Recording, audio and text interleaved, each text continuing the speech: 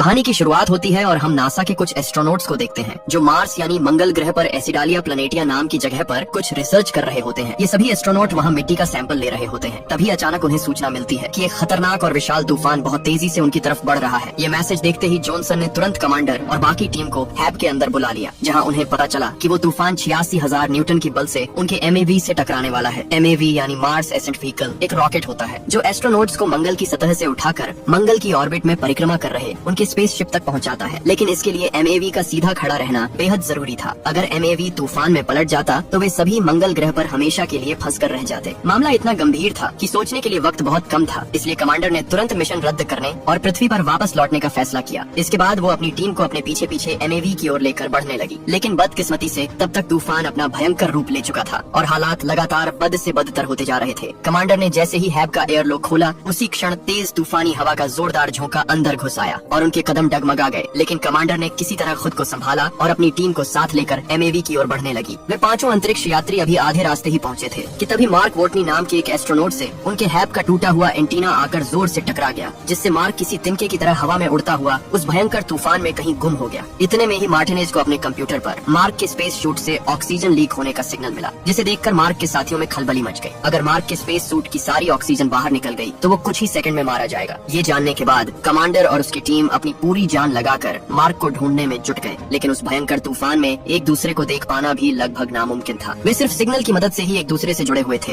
और मार्क से तो उनका संपर्क पूरी तरह टूट चुका था। आखिरकार वे मार्क को ढूंढने में नाकाम रहे। उधर दूसरी ओर MAV लगातार झुकता जा रहा था। कुछ पल के लिए कमांडर सन्न रह गई, लेकिन वो जानती थी कि एक के लिए बाकियों की जान दांव पर नहीं लगाई जा सकती। इसलिए बेक ने ये मान लिया कि बिना ऑक्सीजन के मार्क अब तक इस दुनिया से जा चुका होगा। ये सुनकर कमांडर भी आंखों में आंसू लिए MAV पर लौट आई। इससे पहले कि MAV पूरी तरह पलट जाता, कमांडर ने उसे लॉन्च करने का आदेश दे दिया और वे सभी अपने दिल में मार्क की मौत का बोझ लिए पृथ्वी की ओर रवाना हो गए। लेकिन अगली सुबह जब मंगल ग्रह पर आया भयानक तूफान शांत हो जाता है, तब पता चलता है कि मार्क वोटनी अभी भी जिंदा है। उस एंटीना का तार उसके सूट को चीरते हुए उसके शरीर के अंदर घुस गया था, लेकिन खून और उस तार ने मिलकर उसके सूट का प्रेशर स्थिर रखा और ऑक्सीजन को लीक होने से बचा लिया, जिसकी वजह से उसकी जान बच गई। जब उसकी आंख खुलती है तो वो खुद को हैब से बहुत दूर बिल्कुल अकेला पाता है। वो समझ गया था कि बाकी सभी तूफान से बचने के लिए यहाँ से कल रात ही निकल गए होंगे। मार्क ने उस रोड को निकालने की बेवकूफी नहीं की, बल्कि उसे एंटीना डिश से अलग कर दिया और दर्द सहते हुए किसी तरह हैब तक पहुँच गया। हैब के अंदर हवा का दबाव सामान्य था। मार्क ने तुरंत अपना स्पेस सूट उतार कर फेंक दिया और एक झटके में उस रोड को अपने पेट से खींच कर बाहर निकाल दिया। उसकी दर्दनाक चीख पूरे हैब में गूंज उठी, लेकिन एंटीना का एक छोटा टुकड़ा अब भी उसके पेट में फंसा हुआ था। मार्क ने फर्स्ट एड किट की मदद से किसी तरह उस टुकड़े को भी बाहर निकाला और स्टेपलर से अपने जख्म पर टांके लगा लिए।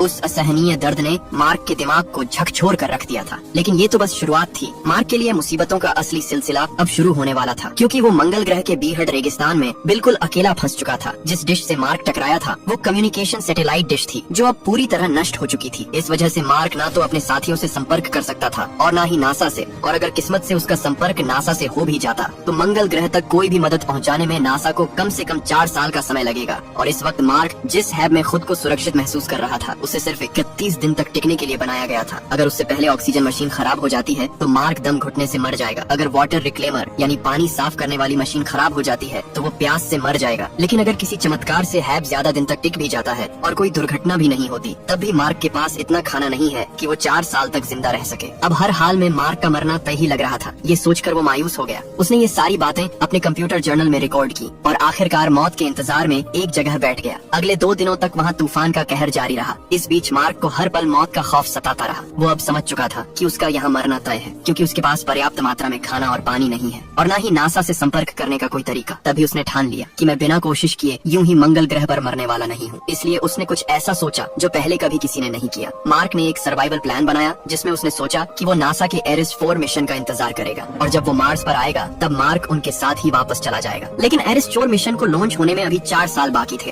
और इतने दिन तक जिंदा रहने के उसे खाना चाहिए। इसीलिए अपने पास मौजूद खाने की लिस्ट तैयार करने लगा। मार्क और उसके साथियों का खाना मिलाकर उसके पास केवल इतना ही खाना बचा था, जिसे वो लगभग 1 साल तक ही चला सकता था, पर उसे तो 4 साल तक सरवाइव करना था। ये देखकर मार्क को कुछ समझ में नहीं आ रहा था कि अब करें तो करें क्या। तभी उसकी नजर आलू पर जाती है और उसके दिमाग में एक आइडिया आता है। इसीलिए वो एक बड़ा फैसला लेता है कि वो मंगल ग्रह की इस बंजर जमीन पर खेती शुरू करेगा। उसके पास कुछ आलू उपलब्ध होते हैं और वो इन्हीं आलू को उगाने का प्लान बनाता है। लेकिन मिट्टी को उपजाऊ और फर्टाइल बनाने के लिए उसे ढेर सारे पानी की जरूरत पड़ने वाली है और मंगल ग्रह पर तो पानी का नामो निशान तक नहीं है। मार्क एक प्रोफेशनल बोटनिस्ट है, इसीलिए उसे अच्छी तरह पता है कि फसल को उगाने जाने के लिए किन किन चीजों की आवश्यकता पड़ती है। वो अब मंगल पर खेती शुरू करने की पूरी तैयारी में जुट जाता है। वोटनी पहले एक जगह पर ढेर सारी मिट्टी इकट्ठी करता है और उसने उस जगह को खेत जैसी जमीन में बदल दिया। उस जमीन को उपजाऊ बनाने के लिए मार्क ह्यूमन वेस्ट यानी एस्ट्रोनॉट्स का मल ले आया, जिसकी बदबू बेहद खतरनाक थी, लेकिन मार्क ने उसे भी सहते हुए उससे खाद तैयार कर ली। फिर उसने आलुओं को 2 टुकड़ों में बांटा और उन्हें खाद के साथ जमीन में बो दिया ताकि वे उग सकें। लेकिन अब उसे पानी तैयार करना था। अच्छी बात ये थी कि मार्क को पता था पानी कैसे बनाया जा सकता है। हाइड्रोजन और ऑक्सीजन को मिलाकर जलाने से पानी बनता है और इस काम को करने के लिए वोटनी के पास जरूरी सारे साधन मौजूद थे। जब वो पहली बार हाइड्रोजन में ऑक्सीजन मिलाता है तो एक जबरदस्त विस्फोट हो जाता है, क्योंकि वो कमरे में मौजूद ऑक्सीजन की मात्रा को कैलकुलेट नहीं करता जो उसकी सांसों से लगातार निकलती रहती है। लेकिन अगली बार वो हाइड्रोजन और ऑक्सीजन को सही अनुपात में मिलाकर जलाने में सफल हो जाता है और अब वहाँ पानी बनना शुरू हो जाता है। दरअसल इस प्रक्रिया से वाष्पीकरण होता है, जिससे वहाँ पर पानी की छोटी छोटी बूंदे बनने लगती हैं और उसकी मिट्टी को जितने पानी की जरूरत होती है वहाँ पर पानी तैयार हो जाता है और कुछ दिनों के बाद वहाँ पर पहला पौधा अंकुरित होता है, जिसे देखकर मार्क को बहुत ज्यादा खुशी मिलती है। वहीं दूसरी तरफ पृथ्वी पर नासा ने मीडिया को ये बता दिया कि मार्क वोटनी अब इस दुनिया में नहीं रहे। पूरी दुनिया में ये खबर आग की तरह फैल गई और उसका अंतिम संस्कार भी कर दिया गया। इसके बाद अगले दिन विंसेंट को दिखाया जाता है, जो नासा के कार्यालय पहुंचकर नासा के डायरेक्टर से सैटेलाइट को मिशन एरिस 3 की तरफ मोड़ने को कहते हैं। लेकिन डायरेक्टर टेडी उन्हें ऐसा करने से मना कर देते हैं, क्योंकि अगर उन्होंने ऐसा किया तो मार्क वोटनी की लाश पूरी दुनिया के सामने दिखाई पड़ सकती थी। इससे नासा की इमेज खराब हो सकती थी और आने वाले मिशनों के लिए फंड जुटाने में भी मुश्किलें आ सकती थी। लेकिन विंसेंट हार मानने वाले नहीं थे। उन्होंने एरिस 3 मिशन एरिया के कोऑर्डिनेट्स यानी मिंडी पार्क को भेजा। मिंडी एक सैटेलाइट एक्सपर्ट है। जब सैटेलाइट कैमरा उनके बताए कोऑर्डिनेट्स की तरफ किया तो मिंडी हैरान रह गई। वो देखती है कि वहाँ पर उनके जो इक्विपमेंट थे वे एक जगह से दूसरी जगह शिफ्ट किए गए हैं। साथ ही रोवर भी अपनी जगह से हटा दिया गया था। ये देखकर उसे यकीन हो जाता है कि मार्क अभी भी जिंदा है। वो तुरंत मार्स प्रोग्राम के हेड विंसेंट को बुलाती है और पूरी हालत बताती है। विंसेंट ये जानकारी नासा के डायरेक्टर टेडी सैंडर्स को भी बता देते हैं। डायरेक्टर इसे ये कहकर टालने की कोशिश करते हैं कि शायद तूफान की वजह से ऐसा हुआ होगा, लेकिन विंसेंट उसे बताता है कि सोलर पैनल्स को भी साफ किया गया है। इसे देखकर डायरेक्टर को भी यकीन हो जाता है कि मार्क मरा नहीं है और अभी जिंदा है। ये खबर उन्हें उलझन में डाल देती है, क्योंकि मार्क की मौत की खबर पूरी दुनिया में फैल चुकी है और उसका अंतिम संस्कार भी हो चुका है। अब नासा किस मुंह से मीडिया के सामने ये कहेगा कि मार्क वोटनी अभी भी जिंदा है? तब वे सभी लोग ये फैसला करते हैं कि इस खबर को मीडिया को बता देंगे, लेकिन हरमीज में पृथ्वी पर आ रहे बाकी क्रू को इसकी जानकारी नहीं दी जाएगी, ताकि ये सुनकर उन्हें दुख ना हो और वे इस गिल्ट में ना रहे कि उन्होंने मार्क को मंगल पर मरने के लिए अकेला छोड़ दिया है। उधर मार्क को अब मंगल ग्रह पर फंसे 70 दिन बीत चुके थे।